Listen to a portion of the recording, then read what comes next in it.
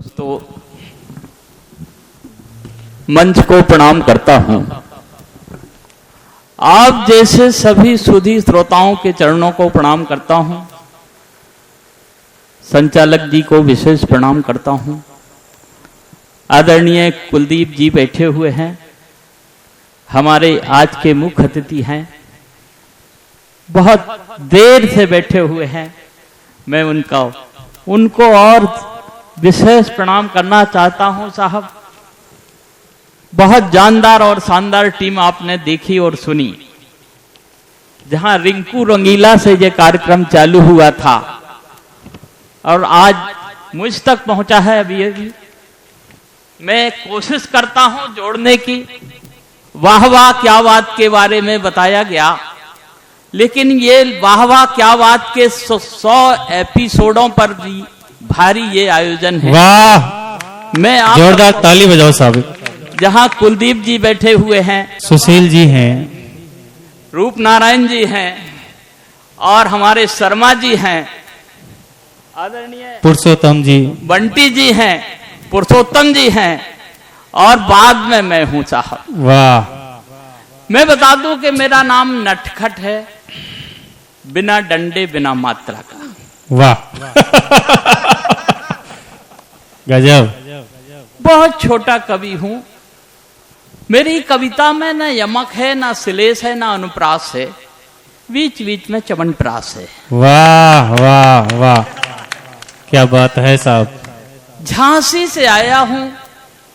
झांसी वीरता की नगरी है। महारानी लक्ष्मीबाई का शहर है झांसी। महारानी ने सारी दुनिया को वीरता का पाठ पढ़ाया। ये बात झांसी में आज भी है। आप कैसी भी सीधी सादी बहू लाएं, 6 महीने झांसी में रखें,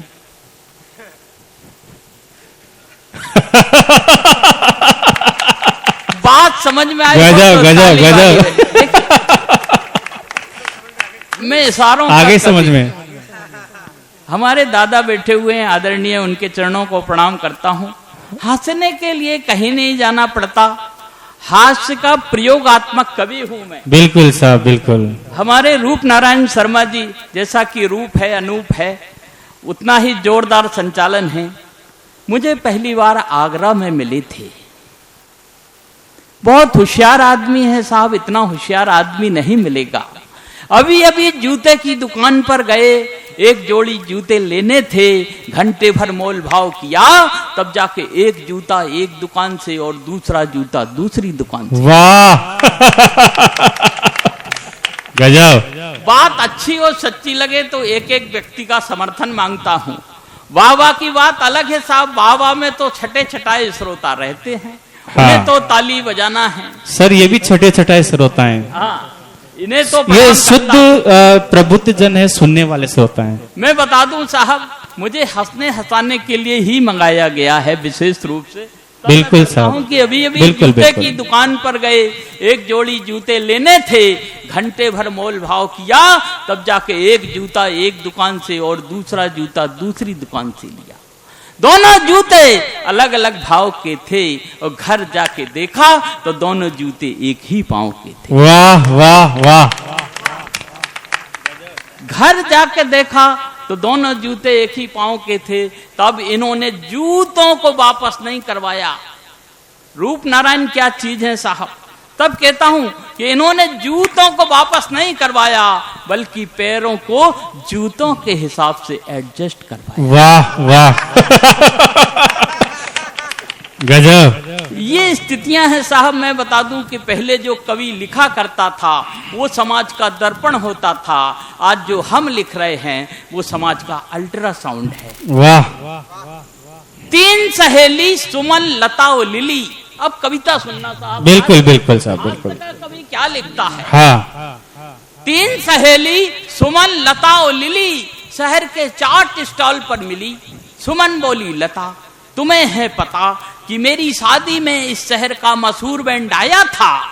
दूसरी बोली कि मेरी शादी में तो केवल हस्बैंड आया था। वाह दुनिया गजब। आपकी तालियां कमजोर है साहब। तालियां कविता के अकॉर्डिंग नहीं है आपकी। बिल्कुल जोरदार ताली बजाओ, पीछे तक बजाओ ना बिल्कुल। कि 3 सहेली सुमन, लता और लिली शहर के चाट स्टॉल पर मिली। सुमन बोली, लता तुम्हें है पता कि मेरी शादी में इस शहर का मशहूर बैंड आया था। दूसरी बोली कि मेरी शादी में तो केवल हस्बैंड आया था। तीसरी सहेली जो कमसिन थी और भोली मुस्कुरा कर बोली, अभी मैंने ऐसा कुछ नहीं किया है, केवल एक हस्बैंड कुछ दिनों के लिए ट्रायल पर लिया है। वाह वाह, गजब। दुनिया कहाँ पहुंच गई सर, कहाँ पहुंची है। 5G लॉन्च हुआ रूप नारायण जी, बिल्कुल अभी अभी 5G लॉन्च हुआ। हीरोइन की अपनी मर्जी। मैं कविता का कवि हूं साहब। पिछले दिनों तो हमें कुलदीप जी लखनऊ में मिले थे साहब, आपके अतिथि लखनऊ में चश्मा लगाए थे। बोले, नटखट जी जब मैं चश्मा लगाता हूं तो महिलाएं मेरी ओर देखती नहीं है। इतना हैंडसम आदमी शिकायत करता है कि जब मैं चश्मा लगाता हूं तो महिलाएं मेरी ओर देखती नहीं है। हमने कही भाई साहब चश्मा हटा दो। बोले, चश्मा हटा दो तो दिखती नहीं है। वाह, तालियां। घर पहुंचा तो टेबल पे 3 तरह के चश्मे रखे थे। मैंने कहा भाई साहब इस महंगाई में लोग एक ही से काम चलाता, आपके पास में 3। बोले, नटखट जी नजर कमजोर हो गई है। पहला चश्मा पास का था, पास की गई। हमने कहा दूसरा। बोले, दूसरा दूर का था, दूर की भी गई। हमने कहा तीसरा। बोले, तीसरा ये बताता है कि कौन पास का है कौन दूर का है। वाह। तो आदरणीय बगल में खड़ी थी। मैंने प्रश्न कर लिया कि आपकी इनके चश्मे के कौन से लेंस पर नजर है, उत्तल लेंस पर कि अवतल लेंस पर। वे बोली, नटखट जी अपन बेवकूफ नहीं है, मेरी नजर तो इनके बैंक बैलेंस पर है। हाय हाय, जिंदाबाद। जहां होना चाहिए तालियां अब भी कमजोर है। जोरदार तालियां बजाइए साहब। पूरा सदन ताली बजाए हमारे आदरणीय कुलदीप जी के लिए। ये वो चीज है साहब कि 4 पंक्तियां पढ़ता हूं, कहता हूं कि सूल के डर से रतन छोड़ा नहीं जाता। वाह, कहता हूं कि क्या बात है। कहता हूं कि धूल के डर से रतन छोड़ा नहीं जाता और सूल के डर से चमन छोड़ा नहीं जाता। कविता सुन लेना साहब कि धूल के डर से रतन छोड़ा नहीं जाता और सूल के डर से चमन छोड़ा नहीं जाता और होम करते हाथ जल जाएं भले ही आग के डर से हवन छोड़ा नहीं जाता। वाह, जिंदाबाद, क्या बात। आग के डर से हवन छोड़ा नहीं जाता, आग के डर से हवन छोड़ा नहीं जाता। और मित्रों, रिंकू रंगीला बहुत प्रैक्टिकल आदमी है साहब। इतना प्रैक्टिकल आदमी बुलाया रिंकू रंगीला साहब, बहुत होशियार आदमी इस मंच का, सबसे ज्यादा होशियार आदमी है साहब। उसी ने मुझे बताया कि नटखट जी पिछले दिनों एक कवि ने इतनी लंबी कविता सुनाई कि सामने बैठा एक श्रोता चल बसा। सामने बैठा एक श्रोता चल बसा साहब। मामला न्यायालय तक पहुंचा, जजमेंट तक पहुंच गया। वहां न्यायालय में जब न्यायाधीश के बाद पहुंची कि इस कवि ने इतनी लंबी कविता सुनाई कि सामने बैठा श्रोता चला गया, तो बोल दे कवि तुझे क्या सजा दी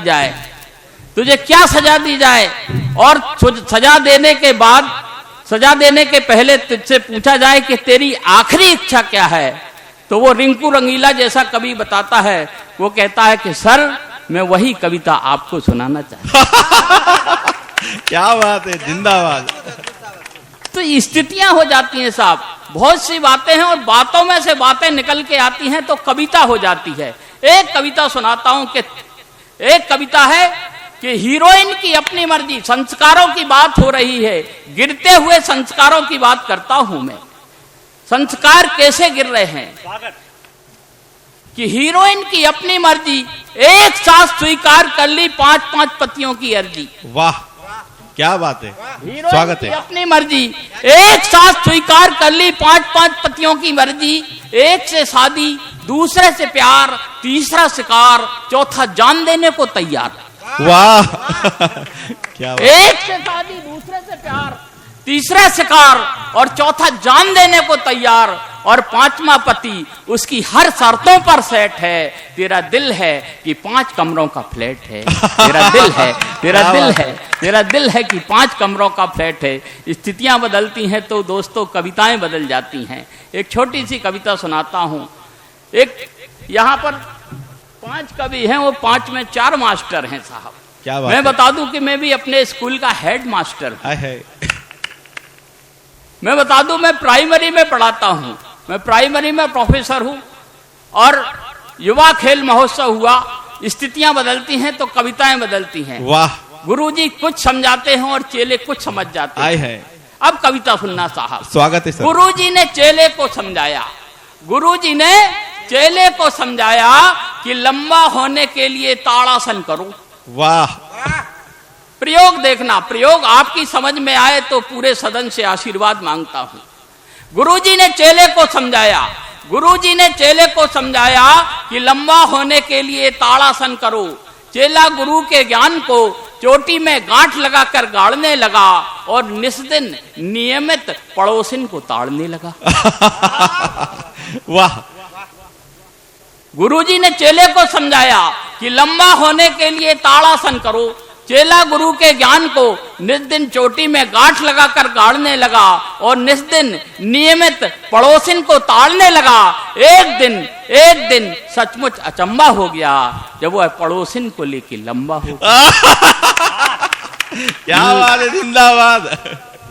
जिंदाबाद तब है जब तालियां आए। आपकी तालियां मांगता हूं। जोरदार तालियां बजाइए सर। मैं धीरे धीरे कविता पे आता हूं साहब। आपको कविता सुनाने के क्रम में हूं, इसलिए कविता भी सुनाने के क्रम में हूं। एक छोटी सी कविता सुनना साहब। ओलंपिक इतने खेल सर। प्रैक्टिकल लोग बुलाए, ये हमारा बैठा हुआ है कलवार साहब, पिछले दिनों झूठ पकड़ने की मशीन लेके आया साहब। और झूठ पकड़ने की मशीन भी ऐसी कि उसमें वजर फिट है। यदि कोई आदमी झूठ बोले तो मशीन में वजर फिट है, मशीन बोलती पौ। अब मशीन के सामने अगर अब किसी ने भी झूठ बोला तो उसमें वजर फिट है, और बसर वजर यह है कि वो पौ बोलती है। हमारे कलवार साहब मशीन लेके आए, इन्होंने घर पर ही प्रैक्टिकल कर दिया। देखा कि लड़का स्कूल से लेट आया, लड़के से प्रश्न किया क्यों रे लेट कैसे हो गया।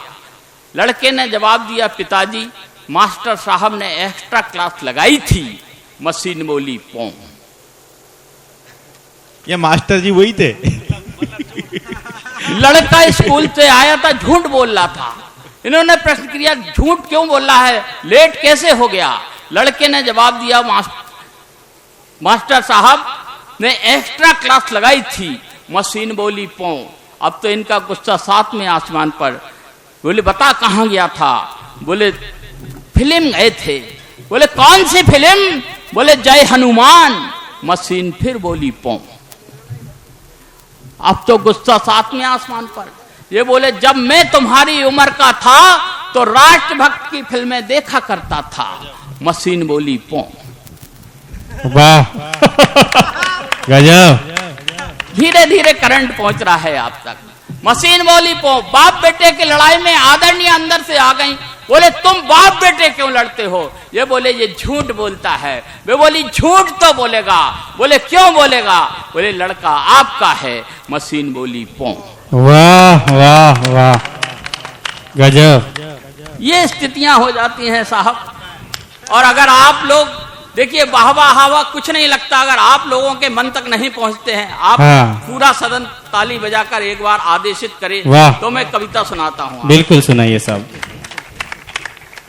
युवा खेल महोत्सव के दौरान कविता सुनना। वाह। का कवि कैसे लिखता है।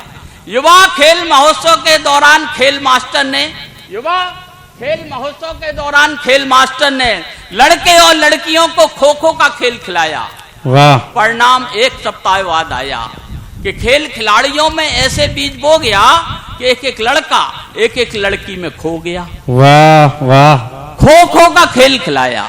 परिणाम एक सप्ताह बाद आया कि खेल खिलाड़ियों में ऐसे बीज बो गया कि एक एक लड़का एक एक लड़की में खो गया और उनके ज्ञान चक्षु जाग गए। 15 दिन में सारे स्टूडेंट भाग गए।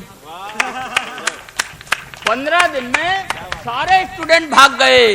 प्रिंसिपल साहब ने जांच की, प्रिंसिपल साहब ने जांच की तो पाया कि इस खेल का असर बेजोड़ है, नायब है। खेल मास्टरनी के साथ गायब है। खेल मास्टरनी के साथ गायब है। गजब सुशील जी, तब स्थितियां हो जाती हैं साहब। वाह गुरु जी वाह। आपका मन हो तो और कविता नहीं, और मन खूब है, शायर रहते मन है तो आपकी तालियां आना चाहिए। बिल्कुल साहब बिल्कुल। हमारे ये पीछे वाले भाई साहब भी आगे आ जाओ, सीटें खाली हैं। जोर जोर से हमारे हाँ। संस्कारों की बात, राम की बात हुई साहब, सावरकर की बात हुई। पिछले दिनों जब शहीदों का बहुत सम्मान मिल रहा था तो आदरणीय शर्मा जी का, पुरुषोत्तम शर्मा जी का फोन हमारे पास आया, आदरणीय का। हाँ। बोले नटखट जी, शहीदों को बहुत सम्मान मिल रहा है, बहुत पैसा मिल रहा है, मेरा बस नहीं चलता, नहीं तो मैं भी सीमा पर जाऊं और शहीद हो जाऊं। वाह वाह वाह। हमने कही हो जाओ, अपने बाप का क्या जाता। बोले समस्या ये कहते मुझे बंदूक चलानी नहीं आती। हमने हाँ। कही भाई साहब, बंदूक चलाने में क्या है, बंदूक उठाओ, टैगर दबाओ, कौन देखता है कहाँ लग रही है। वाह। बोले भाई साहब, जब मैं बंदूक चलाऊं तो मुझे ये भी नहीं मालूम कि नाल अपनी तरफ करूं कि दुश्मन की तरफ। वाह। हमने कही भाई साहब, आप तो नाल कहीं भी कर देना, देश का भला ही होगा। वाह गजब। ये स्थितियां, अगर जब अच्छा लग रहा है तो एक बार पूरा सदन आशीर्वाद दे। हाँ बिल्कुल बिल्कुल साहब। मैं कई रातों का जगा हूँ साहब, आपकी तालियां मेरे लिए बूस्टर डोज का काम कर रही हैं। हाँ। 2 बूंद जिंदगी की देते रहोगे। पिछले दिनों जब कारगिल कोरोना फैला साहब, तो बिल्कुल आदरणीय शर्मा जी का फोन हमारे पास आया। बोले नटखट जी, कोचिंग बंद है, कवि सम्मेलन बंद है, क्या करूं। हमने कि कुछ मत करो, इलाज चालू कर दो। वाह। भाई साहब डॉक्टर बन गए, उन्होंने इलाज चालू कर दिया। मैं आज घर गया, देखा इनका क्लिनिक ऊपर की मंजिल पर है, दरवाजे पर लिखा है ऊपर जाने का रास्ता इधर से है। वाह वाह वाह गजब। कविता तक पहुंचना दोस्तों, इनका क्लिनिक ऊपर की मंजिल पर है, दरवाजे पर लिखा है ऊपर जाने का रास्ता इधर से है। कोई भी मरीज पहुंचता तो केवल 2 दवा की पुड़िया देते, एक कहते अभी जाके खा लेना, दूसरी सवेरे आंख खुले तो। वाह वाह गजब। ये स्थितियां हो जाती, ऐसी स्थितियां हो जाती हैं साहब। डॉक्टर ने समझाया, अब साहब स्थितियां बदलती हैं तो कविताएं बदल जाती हैं। जितना होशियार ये डॉक्टर है उससे ज्यादा टैलेंटेड मरीज आते हैं साहब। डॉक्टर ने समझाया ताकत के लिए बादाम खाइए। मरीज बोला बादाम फोड़ने के लिए भी तो ताकत चाहिए। वाह। डॉक्टर ने, अब समझ में आई हो तो पूरा सदन एक हाथ खाली न रहे। डॉक्टर ने समझाया ताकत के लिए बादाम खाइए। हाँ। मरीज बोला बादाम फोड़ने के लिए भी तो ताकत चाहिए। लेकिन साहब कैसे कैसे मरीज आते हैं। एक दिन एक ऐसा मरीज आया, एकदम दुबला पतला था साहब, बिल्कुल मरियल मरीज था साहब। 2 ml से देना था, 6 ml से ठोक दिया। देखा तो निडिल बाहर। हाँ। होली का मौसम, पिचकारी दबा दी तो दवा भी बाहर। वाह। मैंने कहा डॉक्टर साहब क्या कर रहे हो, दवा बाहर जा रही है। बोले मूर्ख डॉक्टर मैं हूं कि तू। मैंने कहा सर डॉक्टर तो आप हैं। बोले मैं बताता हूं, दवा अंदर जा रही है, रोग बाहर आ रहा है। गजब। इंजेक्शन ठोककर डॉक्टर क्लिनिक में घबरा रहा था। इंजेक्शन ठोककर डॉक्टर क्लिनिक में घबरा रहा था। पलंग पर मरीज को धीरे धीरे होश आ रहा था। इलाज एकदम सटीक था। 2 मिनट बाद मरीज एकदम ठीक था। उठकर बोला डॉक्टर साहब इंजेक्शन किस रेट का था। डॉक्टर बोला इंजेक्शन सस्ता लेकिन एक्सपायरी डेट का था। वाह वाह वाह वाह वाह। तो ऐसे भी इलाज होता है, वैसे भी इलाज होता है। हम हंसने हंसाने वाले कवि हैं साहब, बिल्कुल हाँ। सीरियसली मत लीजिए हमको। बहुत सी बातें हो जाती हैं, लोग गंभीरता से लेते, भाई दादा हैं, पुराने हैं, बिल्कुल। लेकिन उसी में दादा निपट जाती हैं। मैं आपके अपने बीच का कवि हूँ साहब, हंसने हंसाने के लिए आया हूँ, आपसे जुड़ने के लिए आया हूँ। बहुत सी बातें हैं। मैं हास्य का कवि हूँ साहब, लेकिन ऐसा नहीं है कि मैंने लिखा नहीं है, सब कुछ लिखा है। एक टहनी एक दिन, आज का कार्यक्रम कहाँ से चालू हुआ और कहाँ पहुंचा है। 4 पंक्तियां पढ़ता हूं, कहता हूं कि एक टहनी एक दिन पतवार बनती है, वाह एक चिंगारी दहक अंगार बनती है। वाह, एक टहनी एक दिन लाजवाब, पतवार बनती है, एक चिंगारी दहक अंगार बनती है, और कल जिसे रौंदा गया बेबस समझकर वही मिट्टी एक दिन मीनार बनती है। वाह वाह, वही गजब, मिट्टी एक दिन मीनार लाजवाब। बनती है। प्रणाम करना चाहता हूं आप सब जैसे सुधी श्रोताओं को। सारे बुद्धिजीवी लोग बैठे हुए हैं और बुद्धिजीवियों का समय तो बहुत कीमती होता है साहब। नहीं, आधी रात तो निकल ही गई, आधी और निकालनी है आपको बस। और क्या बात है भाई, गजब, हमारे आज का समय हमारे नाम कर दिया है इन्होंने। बहुत प्यारे लोग हैं, बहुत जानदार लोग हैं, मैं प्रणाम करता हूँ। एक छोटी सी कविता सुनाता हूँ। हास्य का कवि कैसे प्रयोग करता साहब, हाँ, कि मियाँ ने धर्म की बात होती है, वाह, लेकिन कभी अपने ढंग से बात करने की कोशिश करता है कि मियाँ ने पूरा मुर्गा चीथने के बाद, मियाँ ने पूरा मुर्गा चीथने के बाद, और मुर्गा भी कैसा साहब, बहुत तेज, इतना तेज मुर्गा रूपनारायण जी, मुर्गे को बंद किया दड़बे में, इतना तेज मुर्गा था, उसको टोकरी में बंद किया तो उसने ठोकर मारी और टोका किया पीछे से बाहर।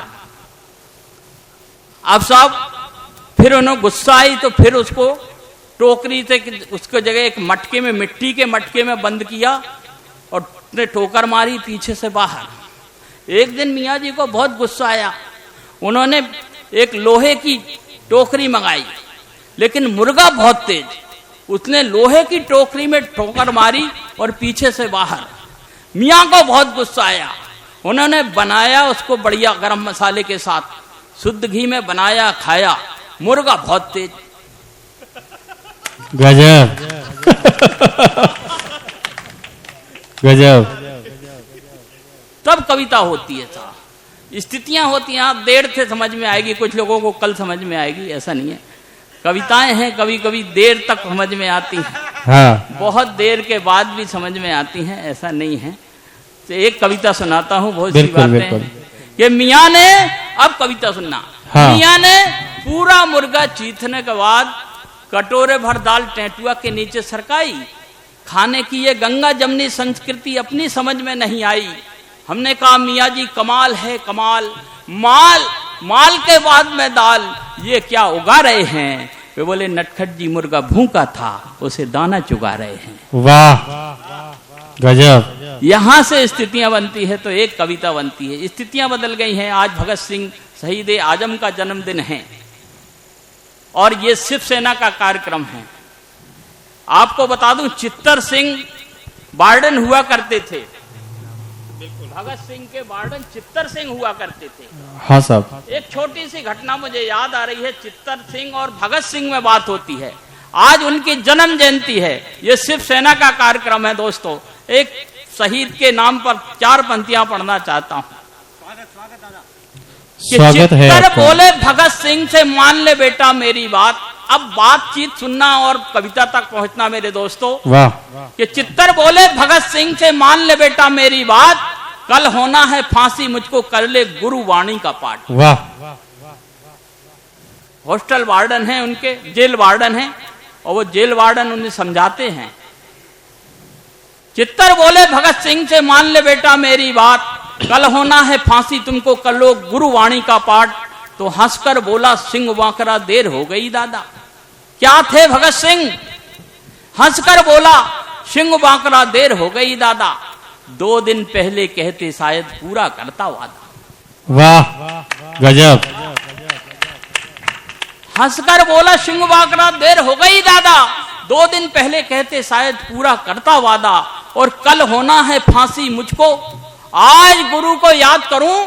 अब कविता सुन लेना दोस्तों, ये आयोजन आपके नाम का और आपके अतिथि के नाम का सफल होने की पूरे कगार पर है। तब कहता हूं कि कल होना है फांसी मुझको आज गुरु को याद करूं, शायद ऊपर वाला समझे जीने की फरियाद। वाह वाह वाह गजब। भगत सिंह ऊपर वाले को याद नहीं करते हैं दोस्तों। ये थे भगत सिंह कि कल होना है फांसी मुझको आज गुरु को याद करूं, शायद ऊपर वाला समझे जीने की फरियाद करूं, एक नहीं 100 जन्म निछावर, किंचित मात्र ना भय हो और तेरा वैभव अमर रहेगा। भारत माता तेरी जय हो। वाह, भारत माता की जय हो। भारत माता तेरी जय हो। जय हो। भारत माता तेरी जय हो। जय हो। भारत माता तेरी जय हो। और दोस्तों, ऐसा नहीं है कि हास्य का कभी वीर रस की बात नहीं करता है। मैंने तो 2 फटाकों से बातचीत की साहब, 2 फटाके आपस में बातचीत कर रहे हैं। वाह, फिर मस्ती के साथ सुनना, पूरी मस्ती से लेना था। बिल्कुल। मैं बीच बीच में गेर बदलता रहता हूं, ये मेरी आदत है। 2 फटाके बातचीत कर रहे हैं दादा। एक फटाका घला हुआ है और एक अध घला है। गजब। आप फटाके घालते हैं तो अक्सर ऐसा होता है, कुछ फटाके घल जाते हैं, कुछ सुर सुर करके बंद हो जाते हैं। 2 फटाके की बातचीत है कि एक अधजले फटाके ने जले हुए फटाके से कहा, मस्ती के साथ सुनना दोस्तों, कि एक अधजले फटाके ने जले हुए फटाके से कहा, साला एक ही झटके में फट गया। वाह, आत्मघाती था, शरीर चिथड़ों चिथड़ों में बट गया। वाह वाह वाह वाह, गजब, बिल्कुल। एक जले फटाके ने जले हुए फटाके से कहा, साला एक ही झटके में फट गया। आत्मघाती था, शरीर चिथड़ों चिथड़ों में बट गया। अरे थोड़ी बारूद कम खाता। अब कविता सुनना मजे से। थोड़ी बारूद कम खाता या थोड़ी बत्ती ढीली लगवाता। गजब। थोड़ी बारूद कम खाता, क्या चिंतन है आपका। या थोड़ी बत्ती ढीली लगवाता। हाँ, तो लोग फुस्सड़ी तो कहते। वाह वाह वाह, पूरा सदन आशीर्वाद दे। देखिए कविता, 2 फटाके बातचीत कर रहे, हास्य का कभी हास्य निकालने की कैसे कोशिश करता हूं। हाँ, कि एक अधजले फटाके ने जले हुए फटाके से कहा, साला एक ही झटके में फट गया। आत्मघाती था, शरीर चिथड़ों चिथड़ों में बट गया। अरे थोड़ी बारूद कम खाता या थोड़ी बत्ती ढीली लगवाता। तो लोग फुस्सड़ी तो कहते, लेकिन जीवन बच जाता। वाह, जीवन बच जाता। लोग क्या व्यंग्य, शानदार है साहब। लोग फुस्सड़ी तो कहते, लेकिन जीवन बच जाता। तब घला हुआ फटाका जवाब देता है दोस्तों। जो सीमा पर शहीद हुआ वो जवाब देता है। वो कहता है कि ओ खानदानी कपूत, खानदानी कपूत। वो कहता है ओ खानदानी कपूत, जीवन के नाम पर बची भभूत। वाह, ओ खानदानी कपूत, लाजवाब है। जीवन के नाम पर बची भभूत। तू हम पटाखों के नाम पर बदनुमा दाग है, हमारे दिल पे लगा छाला है। अरे आईने में अपना मुंह देख, आईने में अपना मुंह देख। जो देश से की गई गद्दारी की कालिक से आज भी काला है। वाह वाह वाह वाह, आज भी काला है। गजब, आज भी काला है। गजब साहब, आज गजब। भी काला है। आज भी काला। मजा आ गया दोस्तों, भाषा की और ओलंपिक वाला सर। वो थोड़ी सी प्रॉब्लम हो सकती है। मैं कोशिश करता हूं कि आपको आपकी भाषा में सुनाने का प्रयास करता हूं। हर इमिटेशन रतन अब हो गया है। विद्वान बैठे हुए हमारे संचालक प्रोफेसर हैं, तब कहता हूं कि हर इमिटेशन, कविता सुनना दोस्तों, हर इमिटेशन रतन अब हो गया है। हर इमिटेशन रतन अब हो गया है। स्वार्थ का साधन वतन अब हो गया है। दोष है सरकार का न समाज का, व्यक्ति का नैतिक पतन अब हो गया है। वाह, गजब है। और कविता सुन लेना। रोज कुलदीप जी रोज खाने में नमक खाते हैं। वाह, नमक पर कविता सुनना दोस्तों। नमक पर एक छोटी सी कविता सुनाता हूं कि पहले का आदमी नमक हलाल था। पहले का आदमी नमक हलाल था, जिसकी खाता था उसकी 100% निभाता था। वाह, आज का आदमी नमक का दलाल है, जिसकी खाता है उसी की गर्दन पर उस तरह चलाता है। वाह वाह, गजब है। आज का आदमी नमक का दलाल है, जिसकी खाता है उसी की गर्दन पर उस तरह चलाता है। ये बात सत्य है नहीं झूठी है, 50% नेताओं की कमर उनके चमचों से टूटी है। वाह वाह वाह, गजब ही है। 50% नेताओं की कमर उनके चमचों से टूटी है। इस बात का मलाल है, आदमी बदला है, बेचारे नमक का बुरा हाल है। वाह, गजब है। आदमी बदला है, बेचारे नमक का बुरा हाल है। पहले का नमक 54 किलो, कविता सुनना दोस्तों, पहले का नमक 54 किलो मिट्टी युक्त और अशुद्ध था, और खाने वाला आचरण में गौतम था, गांधी था, बुद्ध था। वाह वाह वाह वाह, मजा आ गया। पहले का नमक 54 किलो मिट्टी युक्त और अशुद्ध था, और खाने वाला आचरण में गौतम था, गांधी था, बुद्ध था।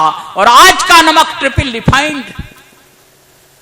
आज का नमक बिल्कुल रिफाइंड, ट्रिपल रिफाइंड। वाह, आज का नमक क्या शब्द ट्रिपल है। Refined, free floor with iodine है, और आदमी पहले से 3 गुना ज्यादा कमीन है। वाह ये गिरावट देखना साहब। वाह, और आज का नमक गजब। फ्री फ्लोर विथ आयोडीन है, और आदमी पहले से 3 गुना ज्यादा कमीन है। क्या शब्द वह है। मतलबी है, मजहबी है, और मौका परस्त है। कोई पपलू में तो कोई पौआ में मस्त है। वाह वाह वाह वाह, कोई पपलू में तो कोई पौआ में मस्त है। याद करो, याद करो, याद करो, महात्मा गांधी जी ने नमक का आंदोलन चलाया था। वो नमक जिसने भी खाया था, अपने सारे सुख दुख भूल गया था, और हंसते हंसते फांसी के फंदे में झूल गया था। वाह गजब। और हंसते हंसते वंदे मातरम। फांसी के फंदे में झूल गया था। दोस्तों, मेरे मित्रों, ये बात रही होगी, अब कविता तक पहुंचना, ये बात रही होगी उस मिट्टी वाले नमक से, उस मिट्टी वाले नमक से भारत माता की चरणरज हमारे रक्त में मिल जाती थी, जो हम में राष्ट्रभक्ति और वतन परस्ती का जज्बा जगाती थी। वाह, इसलिए हे नमक बनाने वालों, हम 2 रुपए की चाय कम क्या, चाय पीना बंद ही कर देंगे, लेकिन आपसे भी अनुबंध लेंगे। कोई ऐसा नमक बनाओ, कोई ऐसा नमक बनाओ जिससे देश में एकता, सद्भावना और सांप्रदायिक सौहार्द का भाव फूले फले, और इस आदमी के कारण कम से कम नमक को तो गाली ना मिले। वाह वाह नमक वाह, को तो गाली ना मिले। गजब, मजा आ गया साहब। और जब तक है तन में प्राण रक्त में लावा है, 4 पंक्तियों से काव्य पाठ को विराम देता हूं। कहता हूं कि जब तक है तन में प्राण रक्त में लावा है कसम लक्ष्मीबाई की ये दावा है, तुम लाखों सर काटो सहर्ष कटने देंगे, अब और नहीं भारत माँ को बटने देंगे। वाह अब और वाह नहीं वाह भारत- वाह वाह वाह, लाजवाब है अब और नहीं साहब, भारत माँ को बटने। बहुत शानदार।